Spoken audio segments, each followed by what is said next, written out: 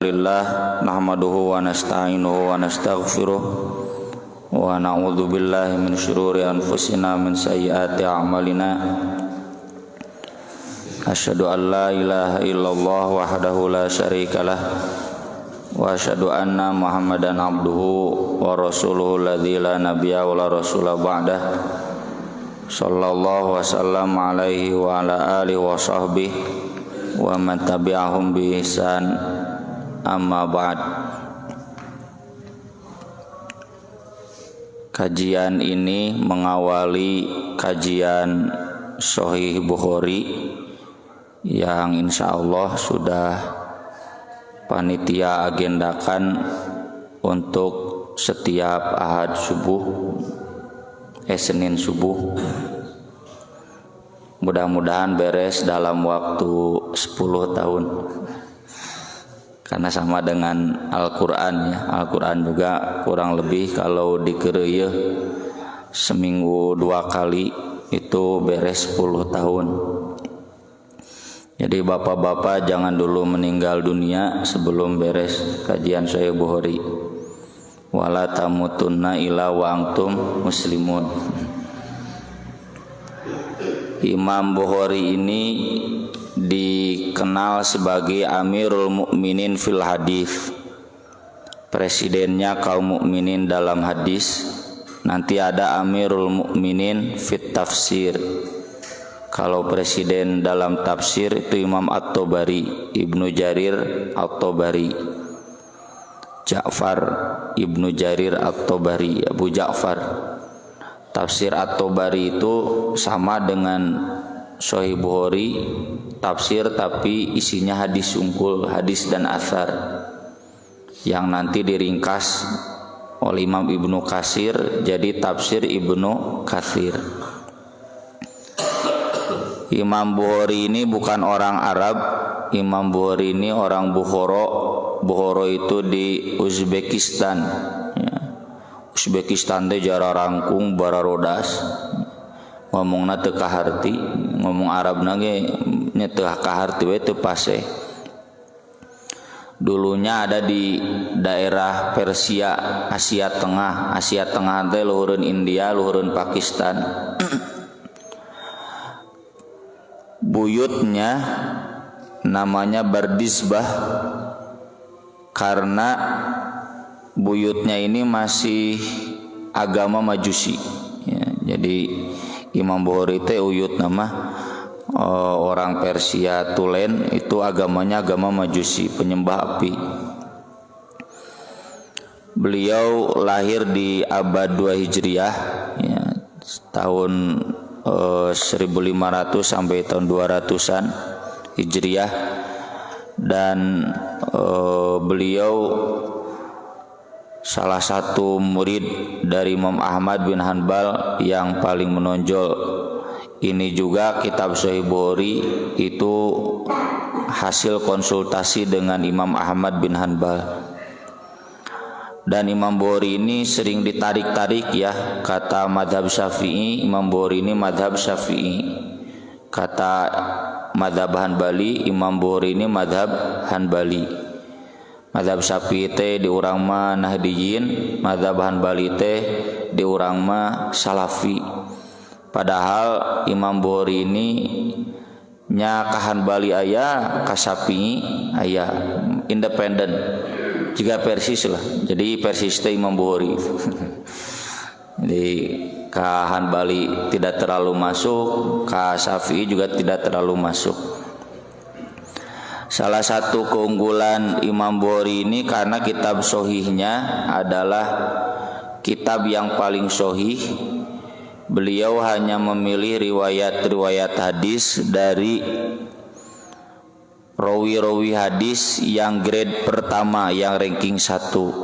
Kalau yang ranking 2 itu diakomodir oleh Imam Muslim. Dan ini tentu susah ya. Hayang milihan hadis tunu kitu deh gitu. Contoh sederhana lah, di pesantren 27 kita bikin seleksi. Seleksinya itu udah enggak grade pertama, pertengahan tuh standar pertengahan. Tadi pertengahan gini nulis nama kan setengahna.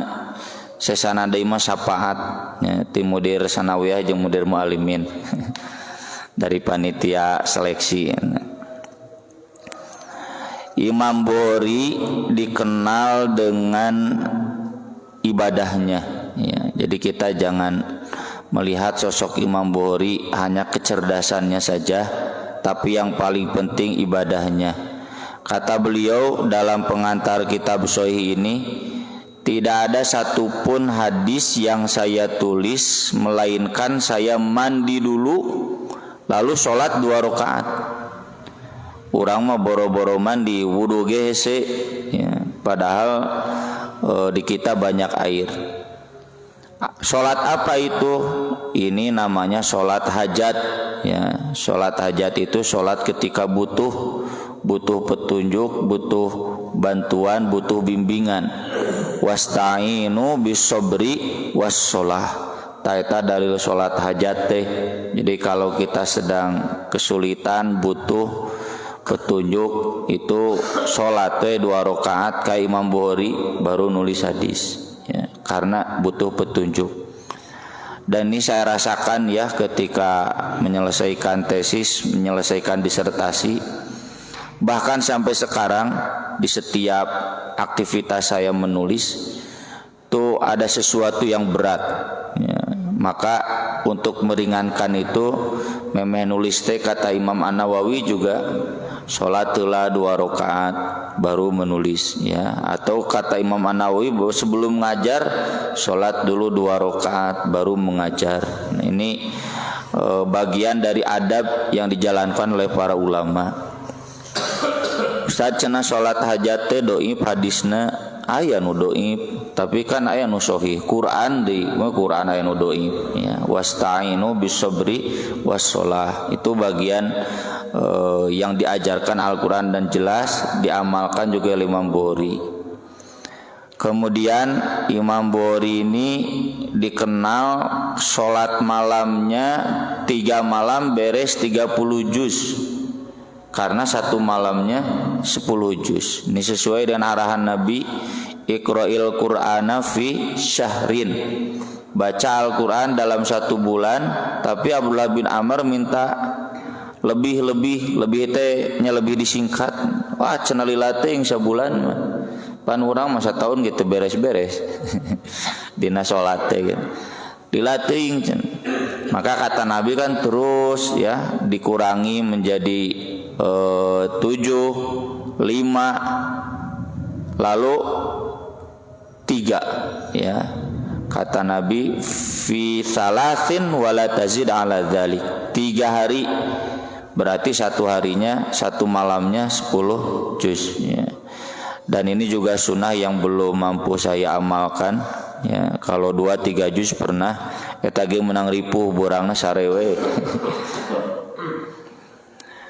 Imam Bukhari mengawali kitabnya dengan kitab Bad'il Wahyi, permulaan wahyu.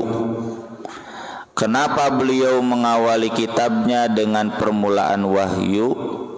Karena memang salah satu hikmahnya perbedaan besar antara kita dengan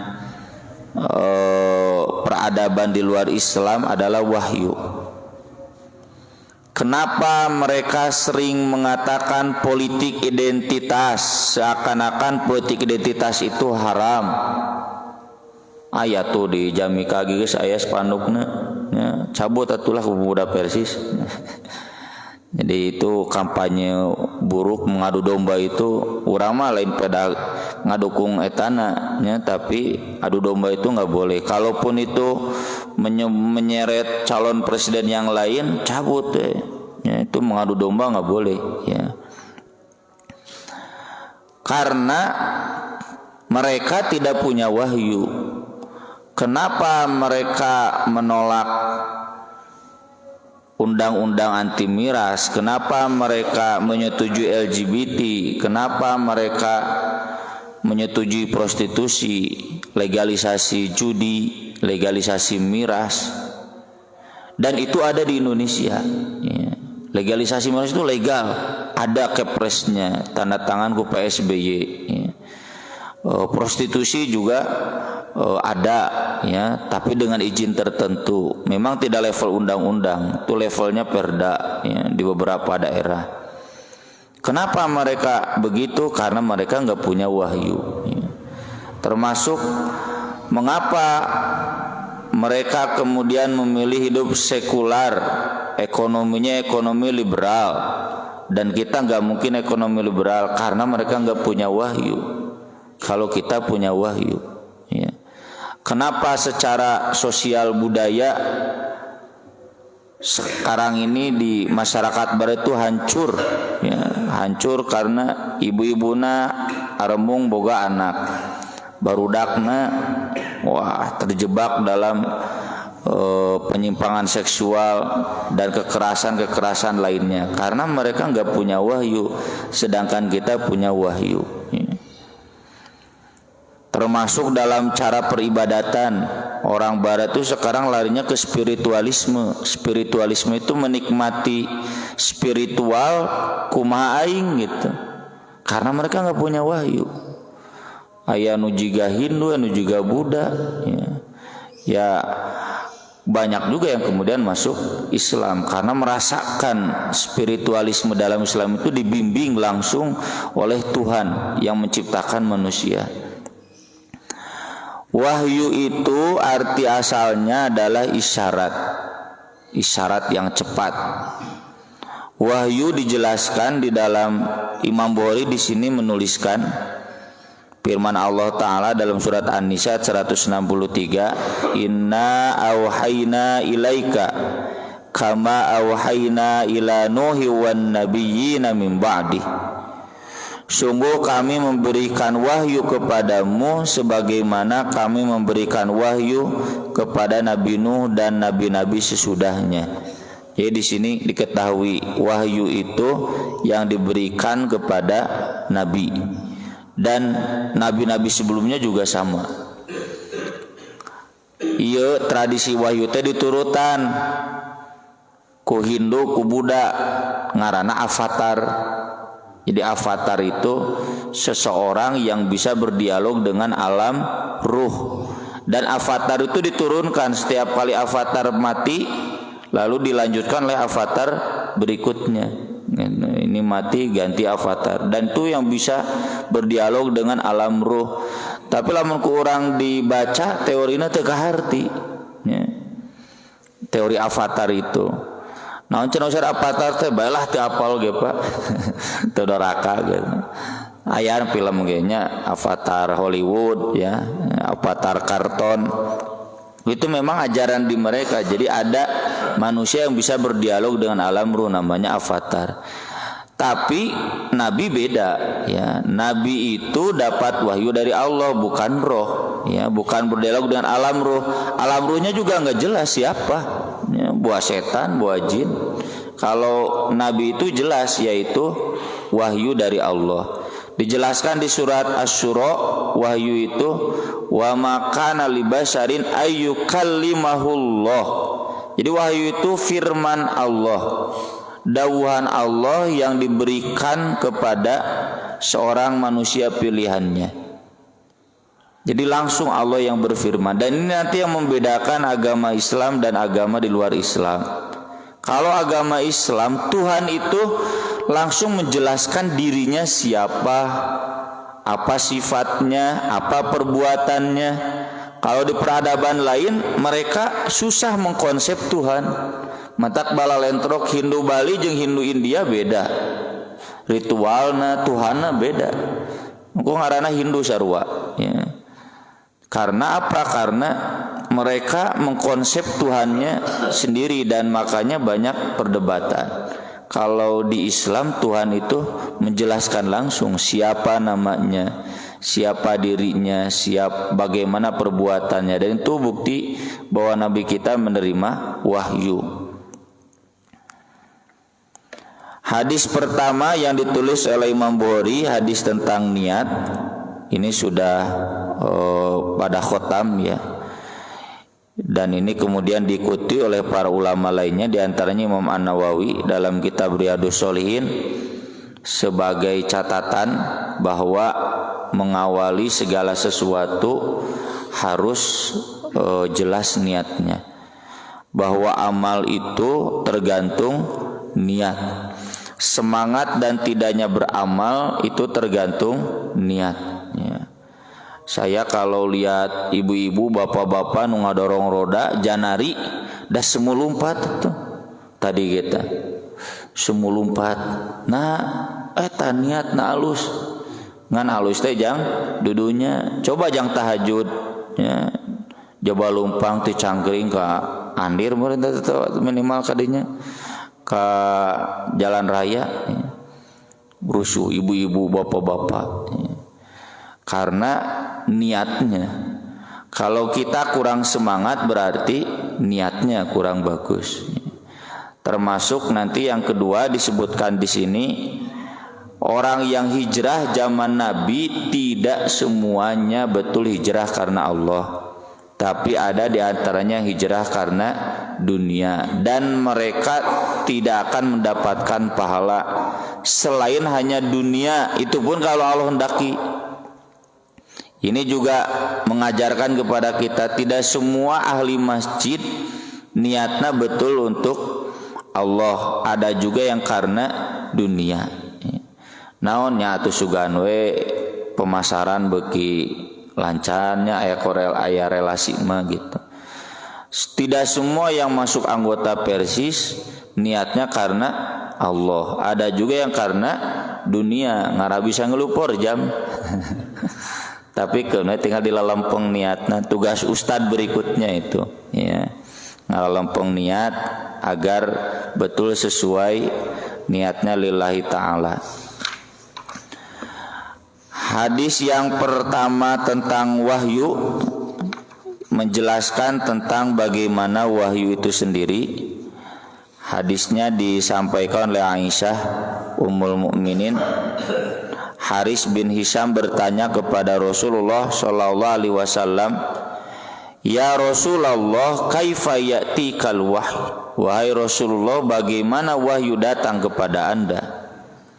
Rasulullah sallallahu alaihi wasallam menjawab, "Ahyanan ya'tini mithla solsolatil jaros." Terkadang datang kepadaku seperti gemerincing lonceng. Awas, selain gemerincing lonceng siga ya.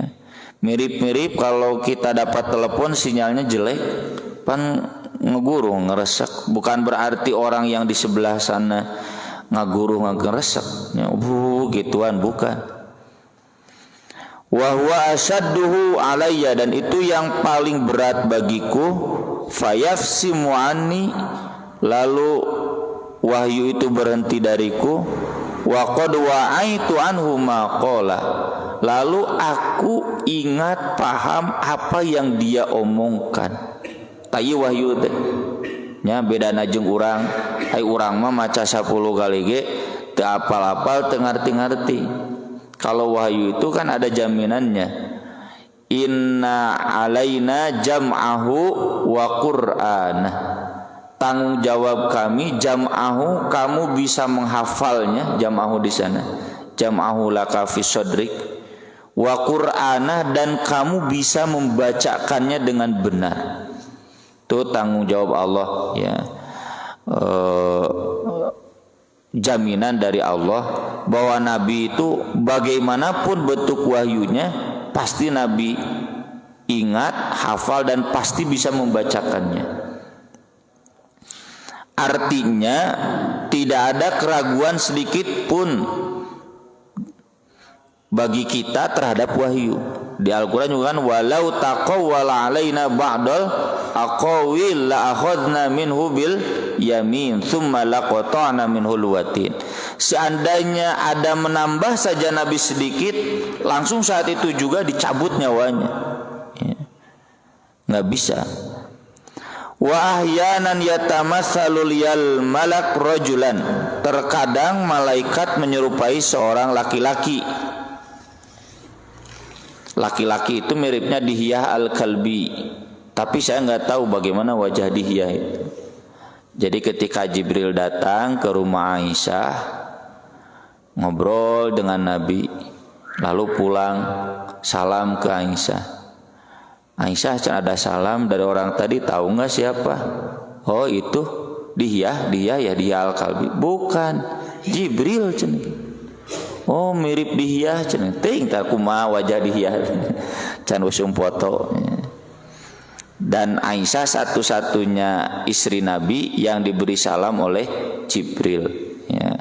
Karena keistimewaannya, ya, bukan karena kecantikannya mudanya. Tayo biasanya sudah dipelintir ke bapak-bapak, ya. Kulantaran ngora geulis lain, pinter soleh, ya. Sokwe bayangkan ketika hadithul ifki, tekanan besar, dipitnah selingkuh, beliau kuat, sabar. Wah, pembajikan orang dukanya naudzubillah min dzalik. Dapat tekanan begitu, Nabi pun ikut menekan kan, karena Nabi gak tureuwas peuting meureun di rest area leungit datang-datang waktu duha jeung lalaki nu lain kan gitu.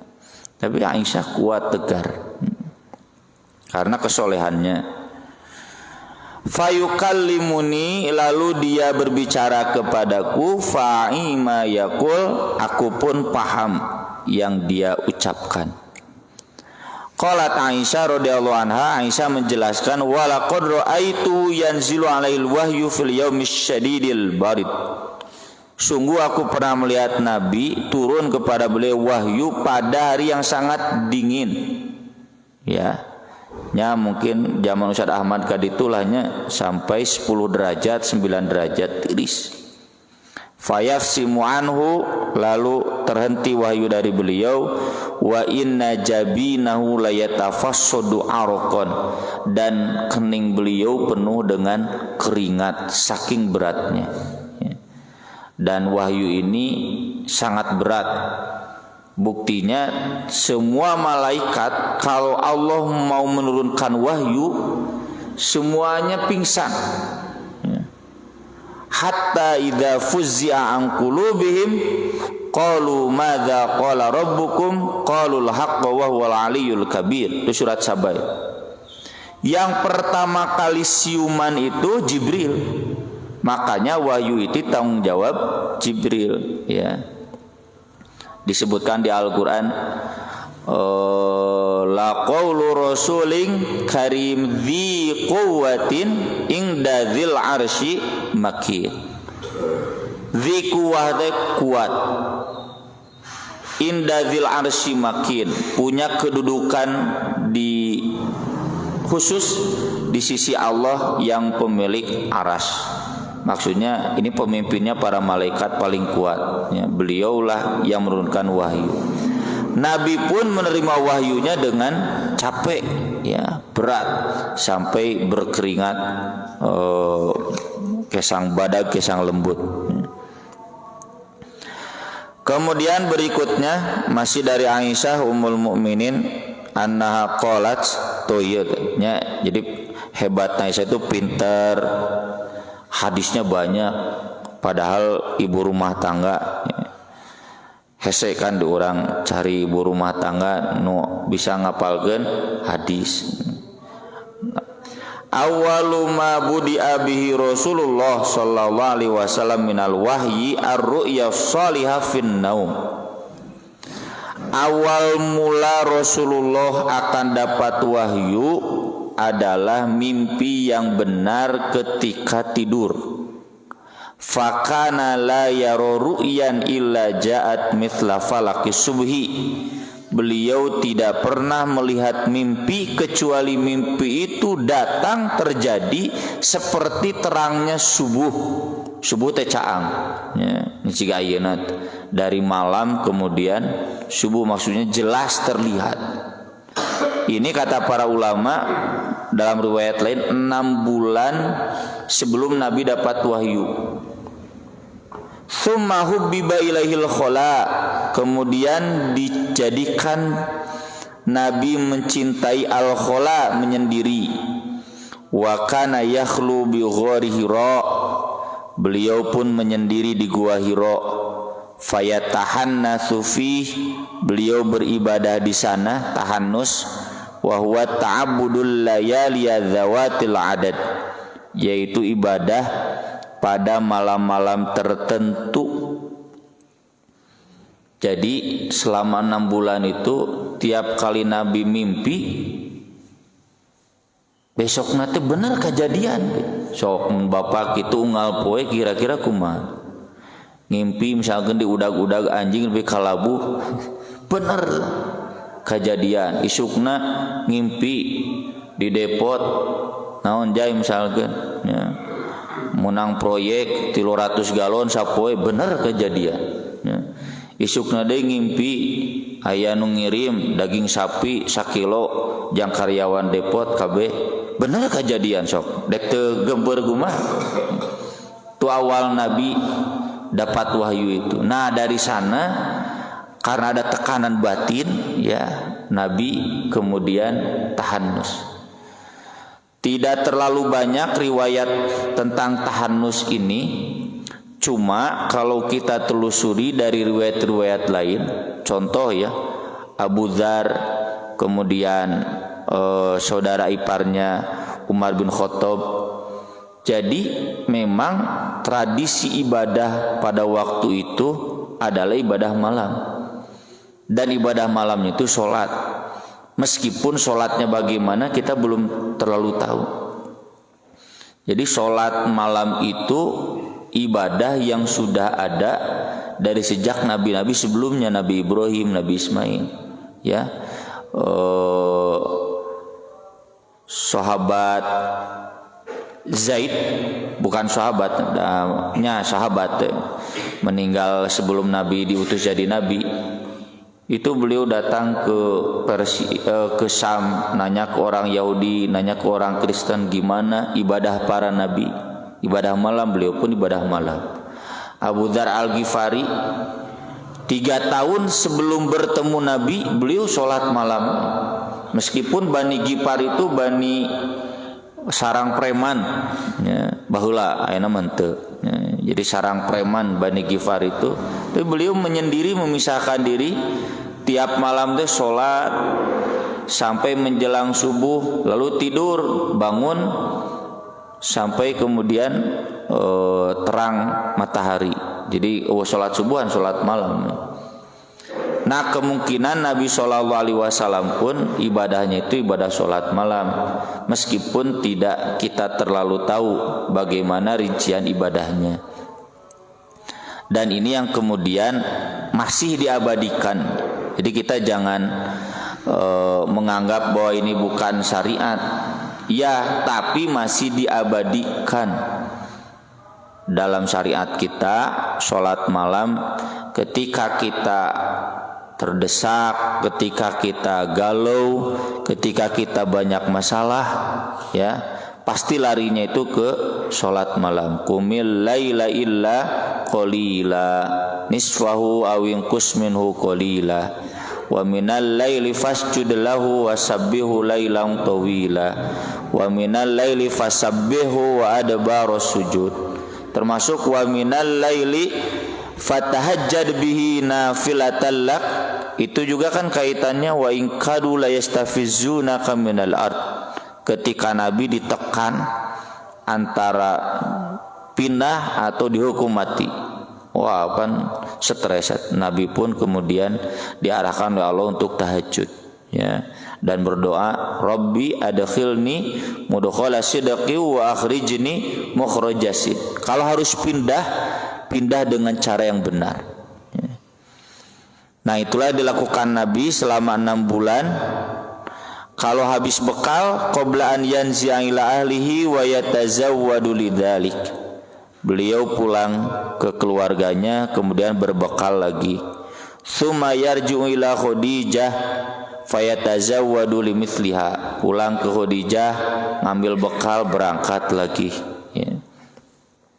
Karena Nabi di usia 40 tahun itu sudah mapan, ditinggalkeun usahana teh jalan ya. Ini yang ditekankan oleh Imam An-Nawawi ya dalam kitab Riyadhus Shalihin. Usia 40 tahun teh harus sudah mapan. Apa ciri mapan? Ditinggalkeun ngaji, tinggalkeun kegiatan jamiah, untuk kemudian kolaps ekonomi teh gitu. atawa lamun standar abdi ditinggalkeun kuliah kuat we gitu kan, kuliah teh paling gede duitna. Jadi Nabi itu di usia 40 tahun sudah mapan. Hatta ja'ahul haqqu wa huwa fi ghari Hira, hingga datang kepada beliau al-haq dan beliau ada di gua Hira. Nih gua Hira Ustaz Ahmad ya, Ustaz Rosad pernah naik, apalagi Ustaz Rosad itu masuk ke dalamnya ngantuy salat mah. Ada itu yang mengerti karena naonan cenah ka gua Hira capek-capek da eta mah lain tempat syariat. Nabi sesudah jadi nabi enggak ke gua Hira lagi. Ieu mah cita hiking we, jalan-jalan yang dipoto ti luhur ningali Mekah gitu. Yang kedua ya menghayati bagaimana perjuangan Nabi dulu. Ketika beliau dalam kegalauan, lalu beliau beribadah di tempat yang sepi untuk ibadah malam, nepikeun ka naik ku haji ajo dihitung 1124 tanggana. Wah cetep haji ajo loba-loba ting hitung dewe ku ustaz.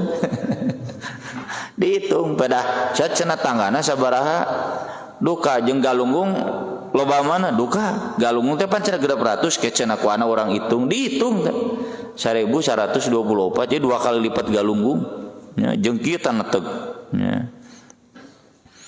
Kita menghayati bagaimana dulu Nabi perjuangan menuju ketentraman batin sampai begitu ya. Terlebih wahyu pertama kan turunnya di sana. Jadi jelaskan wahyu itu syariat dan tidak disalahkan oleh wahyu, malah dibenarkan. Gitu. Jadi keun we mah hiking ya untuk bagaimana tahu perjuangannya Nabi dulu sampai dapat wahyu yang pertama. Fajahul malak, lalu datang malaikat kepadanya dan berkata, Iqra, baca. Nabi menjawab, ma ana biqori'in, saya tidak bisa baca. Fa akhadhani hatta balaghum minil jad, dia menarikku, mendekapku sampai aku pengap, summa arsalani, kemudian melepaskan lagi. Faqala iqra, ya sampai 3 kali baca. Ma ana biqorin, saya enggak bisa baca. Sampai yang ketiga kalinya kata Jibril, iqra bismi rabbikal ladzi khalaqal insana min 'alaq, sampai ayat kelima. Maksudnya tuturkeun baca iqra bismi rabbikal ladzi khalaq. Jadi Nabi pun awalnya memahami baca itu baca teks, padahal Jibril teu mawa kertas juga natanya. Jibril hanya menyuruh membaca apa yang beliau bacakan. Ini sekaligus penegasan yang Allah firmankan dalam surat Al-Ankabut ya.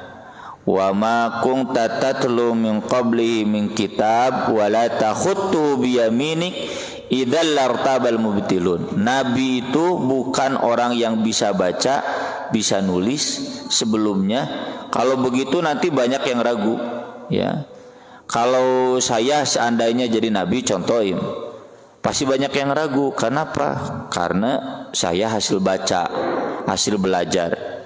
Kalau ke Nabi mau meragukan gimana? Hasil baca tuh bisa baca, hasil belajar nggak pernah belajar, nggak pernah bisa nulis. Tapi wahyu yang beliau sampaikan kepada manusia lebih dari karya kesusastraan yang manapun. Yang kedua, hadis ini mengajarkan bahwa Iqra dalam Al-Quran itu yang paling pokok adalah lewat hafalan ya. Dan itu yang kita tekankan di berbagai kesempatan termasuk di pesantren kita ya. Iqra yang nyunnah itu Iqra lewat hafalan, karena memang begitulah ya. Baru kemarin Senin dibahas di Fathul Bari kajian santri, baca lewat hafalan, lewat mushaf yang paling bagus. Wah, perdebatannya panjang. Ku Ibnu Hajar disimpulkan Kalau baca lewat hafalan itu baca dari hati. Kalau lewat mushaf bacanya dari mata. Ya, makanya saya sering sebutkan dari mata turun ke hati. Ta lamun teu nu apal mah dari mata we ungkul hese kanu hati. Ya, kalau kita baca sudah hafal kan bacanya dari hati. Insyaallah dilanjut di kesempatan yang akan datang. Aku qouli hadza wa astaghfirullah li wa lakum. Subhanakallahumma bihamdik asyhadu an la ilaha illa anta astaghfiruka wa atubu ilaik. Wassalatu wassalamu ala Rasulillah. Wassalamualaikum warahmatullahi wabarakatuh.